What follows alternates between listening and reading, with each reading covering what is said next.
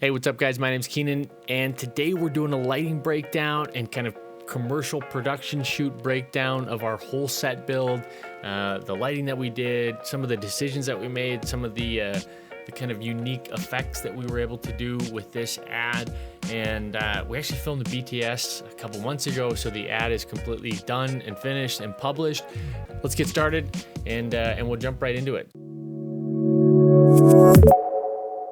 First things first, let's show you guys what the ad actually looked like.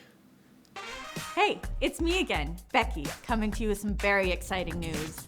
You know how Beck is always leading the way, forging a trail, charging ahead to bring you the newest and best, just like we did with fiber?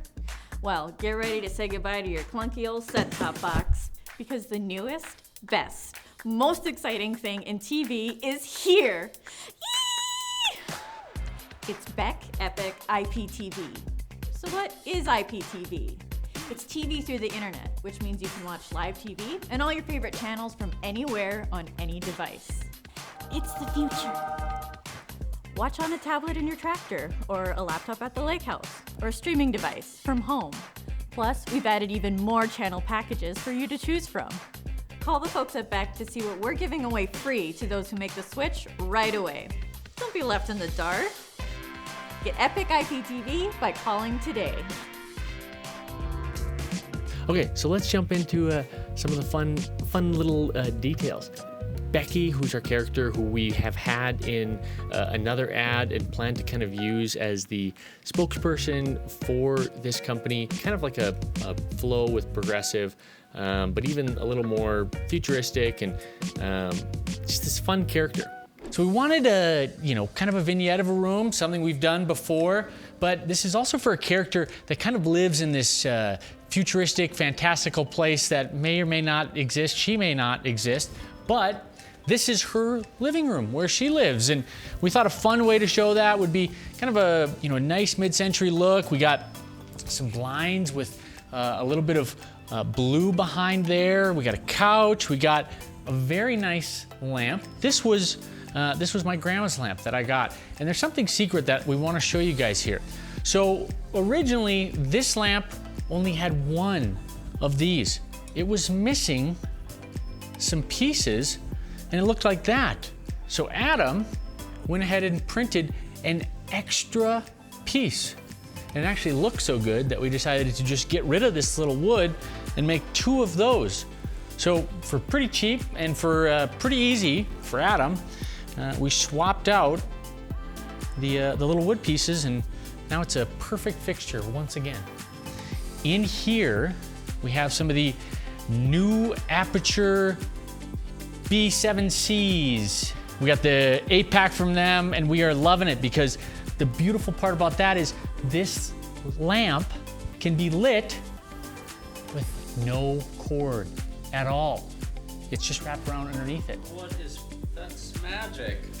It's pure magic. So when we have a nice little fake figgle tree here, and we have our TV, which is kind of what the whole thing was about. It's a living room set, and we have a nice side table. So when we first started filming, we started noticing that you couldn't see this tree at all. It was just falling off into darkness. So up top, we have a little pocket light with a snoot made out of some black cinefoil. And that way it's a really cheap way to create a nice little spotlight just only for this light, because we didn't want it to spill on the blinds and cause any weird shadows. We just wanted it to be nice, bright green leaves because they were just turning black and you couldn't even tell what you were looking at back there. Let's show you behind the blinds. Behind the blinds, we have some quasars set up. They offer a nice little texture, plus the cyc wall helps bounce a little bit extra and kind of fill in more of the space. Otherwise, we would have had to have them way further back, I'm sure.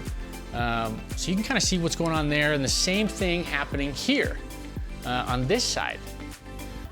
And you'll notice above here, we have our blinds suspended with some cardellini's up to our grid up top. That way we didn't have to use fishing wire. They were a lot more stable this way than if we would have used something else. And we know that because we tried other things. And the Cardellini's worked significantly better, much more stable than what they would have been normally. Okay, so a couple more things on our decisions with the blinds.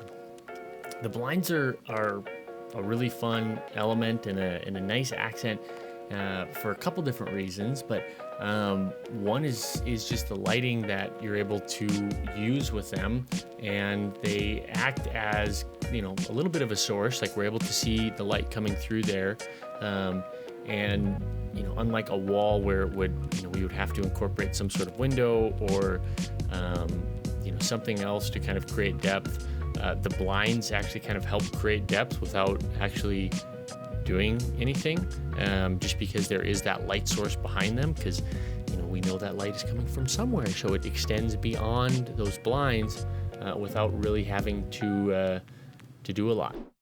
Let's show you what we got going on up here.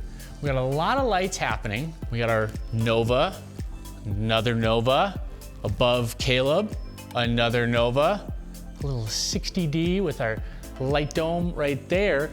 And all of these are kind of specifically placed. We didn't want to overly light this scene. We wanted it to be a little moody and kind of have that nighttime feel, really low key lighting, because she had specific stations that she was going from here to here, and then from here all the way up to our floating orb.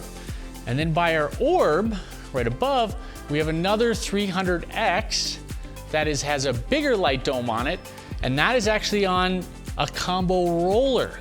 The reason that's on a combo roller is because we moved that thing around all over the place. That was kind of our fill for a lot of the different scenes as we went closer up on the couch, and you'll see that in the BTS, but for this station, closer up on the couch, when she was over here by the TV, we kind of used that and just moved it all over the place. Here's one more fun thing.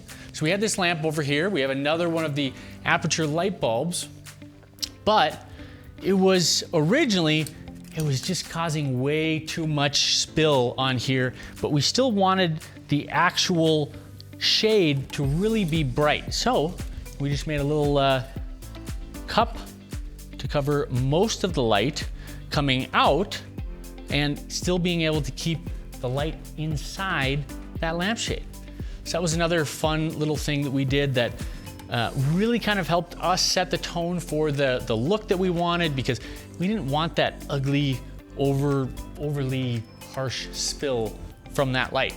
Most of this was actually just shot on a really long 12-foot dolly track that we set up, so it was a really big, long move as she kind of moved through the entire space. Here was fun. We were able to use a little bit of help me out, Zach. Dry ice. Zach is here also. Hi. We used some dry ice and we put it in a little cup behind this floating orb, and that was a fun little gag that we put in there. This was something at the end that we really wanted to kind of have some control over. We never actually turned the TV on.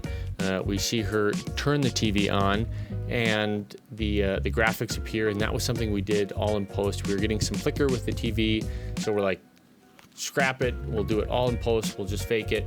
But we also wanted to make sure and be able to dim the lights. We wanted to, as soon as she hit the power button on the TV, really set the mood. That happened all in real time, actually. All of that was controlled through the Aperture Situs Link app, and Zach sat there on his iPad, and as soon as she reached up to hit that power button, we were able to basically hit most of the lights. So that was a fun little gag that we were able to do. So yeah, looking at the scene here gives you kind of a better idea of the whole living room vignette that we were creating, and kind of that futuristic, fun scene, but while still keeping kind of some retro vibes to it. Off to the left over here, we have a Wasp 100C that was purple, and I wanted to show in this BTS just how big of a difference that actually made. So this is the lighting before. We wanted it to look like me here, but our talent was getting hit with some of this purplish blue glowing orb, just so that there's like a little color splash when she comes up and she is right beside it talking into camera. And so as you can see here, and turn on right about now, there it is. Ooh. You can just see all that extra color pop coming in on this actual box, a little bit more on the orb itself. That was another fun thing that got added towards the end, kind of a last minute thing as she was up there. Just that extra little fill on her face.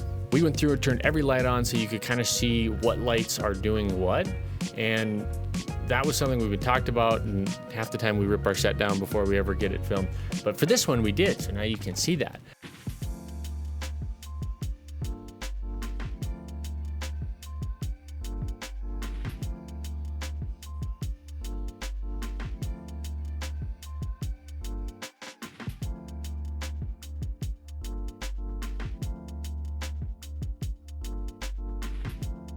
Bam!